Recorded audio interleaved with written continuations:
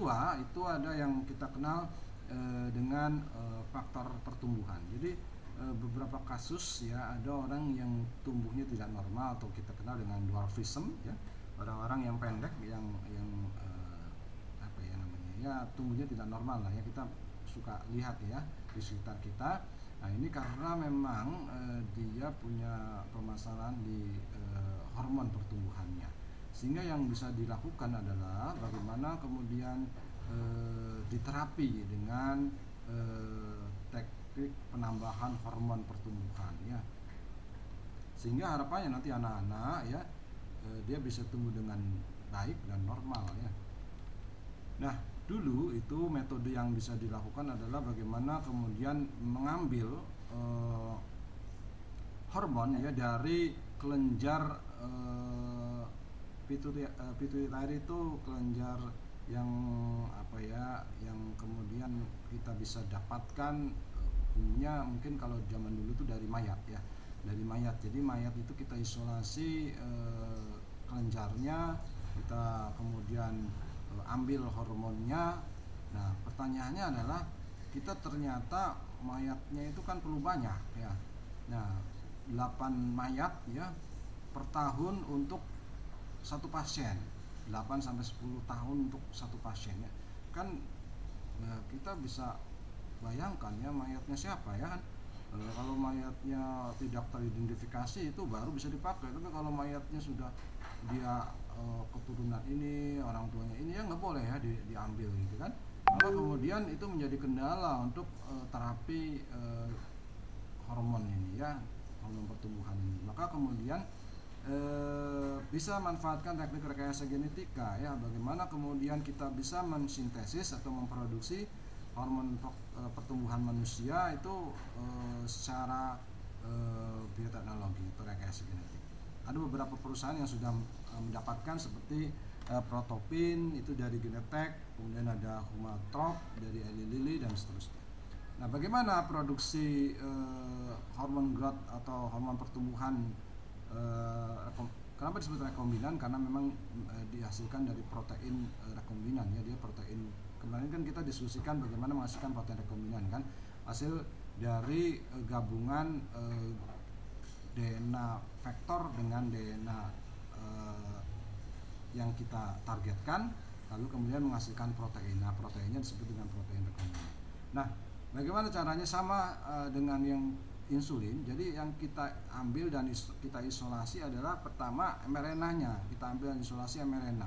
Setelah itu mRNA-nya kita ubah menjadi cDNA. Nah tentu yang kita ubah menjadi cDNA hanya banyak bagian khusus saja, yaitu bagian HGH ini, yaitu hormon pertumbuhan. Jadi kita hanya menargetkan yang kita akan buat cDNA itu bagian hormon pertumbuhan. Jadi ketika itu sudah dapat, maka cDNA ini kita bisa kemudian langsung sisipkan ke vektor ya, contoh plasmid tadi, kemudian baru kita perbanyak atau kita masukkan dulu lah ke organisme inangnya, misalkan bakteri dan seterusnya. Nah di situ kita kemudian produksi secara massal di bioreaktor ya. Nah kemudian baru kita ambil atau isolasi, ekstraksi ya pada intinya proteinnya ya dari sel inangnya itu, kemudian kita murnikan melalui beberapa teknologi, salah satunya adalah kromatografi, seperti kromatografi afinitas. Jadi kan DNA itu kan apa namanya, DNA atau protein ini kan dia punya muatan tertentu ya, maka muatan ini kemudian dimanfaatkan. Jadi ada protein misalkan bermuatan positif, ada protein yang bermuatan negatif. Nanti ketika proteinnya bermuatan positif, maka di alat itu dipasang, misalnya ini saya gambarkan di sini, misalkan saya punya alat misalkan seperti ini. Nah misalkan di sini saya pasang di ini disebut dengan kolom ya, kolom.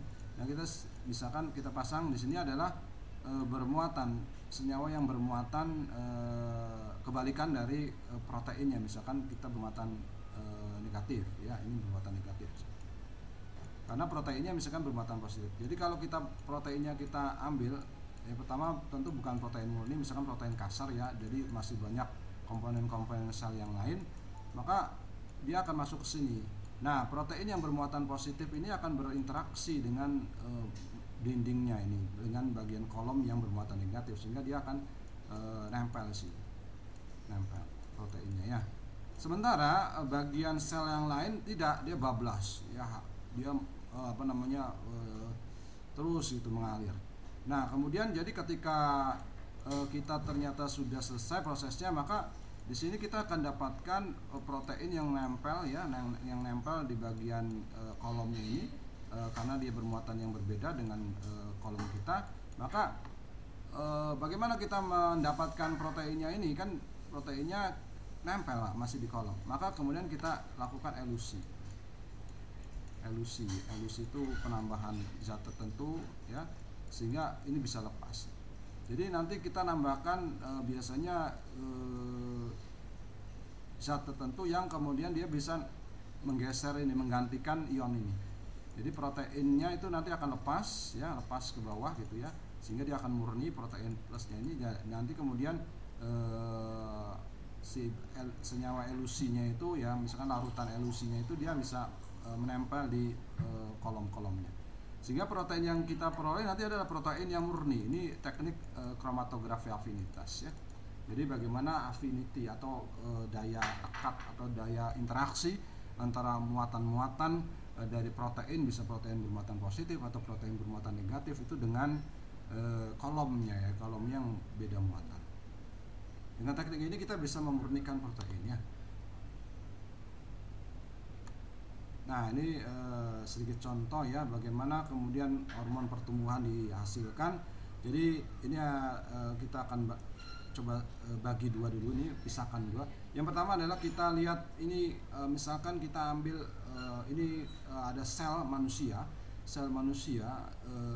Contoh misalkan kita ambil sel darah putih, yang paling banyak mengandung DNA itu yang pertama itu adalah sel darah ya. Sementara kalau sel darah itu kan ada dua ya, ada sel darah merah, ada sel darah putih. Kalau sel darah merah itu tidak punya inti sel ya, dia tidak punya DNA. Jadi yang kita fokus adalah sel darah putih karena di situ ada DNA-nya. Nah, kemudian sel darah putih kita isolasi. Yang kita isolasi sebenarnya ketika sel darah putihnya kita pisahkan dari sel darah merah dan dari plasmanya, lalu kemudian yang kita ambil adalah bagian dari yang kita kenal dari mRNA-nya ya, mRNA dari sel darah putih. Lalu kemudian mRNA kita ubah menjadi cDNA gitu ya, cDNA tentu cDNA dari hormon pertumbuhan. Lalu kemudian cDNA-nya baru ini akan kita sisipkan di vektor. Sementara vektornya, misalnya contoh plasmid, itu berasal dari mana Pak? Plasmid itu sebenarnya adalah DNA ekstra kromosomal. Jadi DNA di luar kromosom yang biasanya dibawa oleh atau dimiliki oleh bakteri. Jadi bakteri itu biasanya kalau dalam kehidupan sehari-harinya atau umumnya dia itu membawa plasmid. Karena plasmid itu bisa dijadikan alat untuk perkawinan mereka atau penggabungan sel mereka, DNA atau namanya plasmidnya mereka ya, itu bisa. Nah, ternyata di bakteri itu ada plasmid. Nah, plasmid itu yang kita bisa manfaatkan untuk menjadi wahana ataupun vektor ya. Nah, kita contoh ini plasmid. Nah, ini plasmid yang didapatkan dari bakteri. Nah, kemudian plasmidnya tentu karena plasmid itu adalah lingkaran bentuknya, itu akan kita potong dulu supaya dia bentuknya menjadi linear atau lurus. Itu potongnya dengan apa, Pak? Boleh dengan gunting. Nah, ini gunting ya, secara alami kita panggil dengan gunting. Namanya gunting molekuler. Kalau gunting molekuler itu enzim sebenarnya, enzim yang kita kenal dengan enzim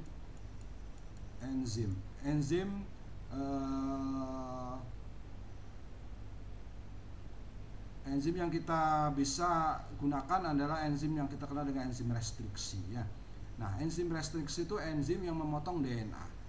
Nah, restriksi itu ada banyak macam, ada restriksi endonuklease, ada eksonuklease dan seterusnya. Yang kita manfaatkan sebenarnya adalah enzim restriksi endonuklease karena dia bisa memotong di bagian dalam DNA. Nah, ketika plasmid kita potong dengan enzim restriksi, maka dia akan terpisah menjadi linear. Nah, baru kita bisa sisipkan. sisipkan dengan gen kita, ya, dengan cDNA kita. Kenapa bisa nempel, Pak? Karena di sini plasmid dipotong misalkan dengan enzim restriksi EcoR1 nih, contohnya EcoR1 ya. Maka dia akan punya pasangan juga, asal ketika si cDNA-nya juga harus dipotong dengan enzim yang sama, enzim EcoR1. Jadi ketika enzim EcoR1 memotong plasmid, juga enzim EcoR1 juga memotong bagian cDNA, maka dia akan menghasilkan potongan yang secara komplement dia akan sama bentuknya, ya. Jadi kayak teman-teman tahu ini ya, tukang misalkan kalau tukang ingin menyambungkan dua kayu, ya, kan dia akan potong dulu. Ada yang modelnya seperti ini kan kurang kuat ya, kalau motongnya lurus gini ya. Nah, ini seperti gergaji lah ya, enzim itu seperti gergaji. Nah, ketika potong ini bisa kita sambungkan nanti ya. Tapi ada juga yang model tukang yang misalkan kita ingin menyambungkan kayu. Nah, modelnya kayak gini. Nah, jadi ini dua kayu itu akan dipotong dalam bentuk seperti ini. Nah, ini adalah kalau teman-teman misalkan belajar dari tukang kayu, ini bisa ditempelkan di sini lebih dekat, tinggal dipaku aja nanti kan bagian ini. Ini kan bisa nempel sih. Nah, enzim restriksi juga sama. Jadi enzim restriksi itu akan memotong bagian ujung-ujung DNA, ya, bagian DNA, sehingga kemudian dia bisa diterapkan. Nah, syaratnya dia bisa ngetrap atau bisa nyambung, dia harus dipotong dengan enzim yang sama. Kalau plasmidnya dipotong oleh enzim EcoR1, maka DNA-nya harus dipotong dengan enzim EcoR1 juga, ya, supaya dia akan nempel nanti. Ini akan nempel menjadi utuh ya gitu ya, tertempel seolah-olah dia nggak ada sambungannya, seperti itu. Nah, kemudian ketika dia sudah menjadi molekul rekombinan, baru kita masukkan ke dalam sel bakteri, misalkan sel yang digunakan untuk menghasilkan atau memproduksi protein.